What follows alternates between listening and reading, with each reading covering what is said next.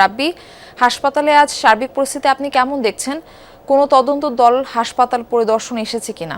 Murphy একটু বলতে চাই যে আসলে এখনও কিন্তু তদন্ত রিপোর্ট জমা দেবার সময় আছে। ৩ তারিখে তদন্ত রিপোর্টটি স্বাস্থ্য অধিদপ্তরে জমা দেবার কথা রয়েছে এবং গতকালও কিন্তু আমরা তদন্ত টিমের সাথে কথা বলেছিলাম। তিনি বলেছেন যে তারা ৩ তারিখেই তদন্ত রিপোর্টটি সম্পূর্ণ করতে পারবেন। তার মানে এখনও আজকে যেহেতু ১ তারিখ, আরও ২ দিন সময় আছে।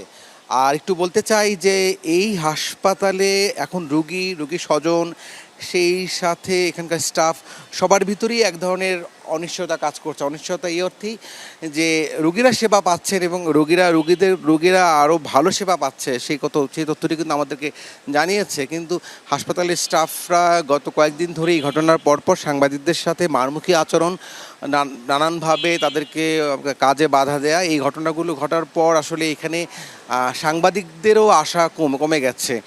আর তদন্ত কমিটি এরই মধ্যে গতকাল কিন্তু নিহত যে শিশুদের মা বাবা তাদের সাথে কথা বলেছে। আজকেও কিন্তু কথা বলার কথা রয়েছে, তাদের সাক্ষ্য নেবার কথা রয়েছে। সব মিলিয়ে আসলে তদন্ত কাজটি সরকার চাইছে যে একেবারে বস্তুনিষ্ঠ তদন্ত হোক, যারা জড়িত তাদেরই যেন নাম আসে। সে সাথে থানার যে মামলা, সেই মামলার তদন্ত কাজও কিন্তু মারফি এখনও চলছে।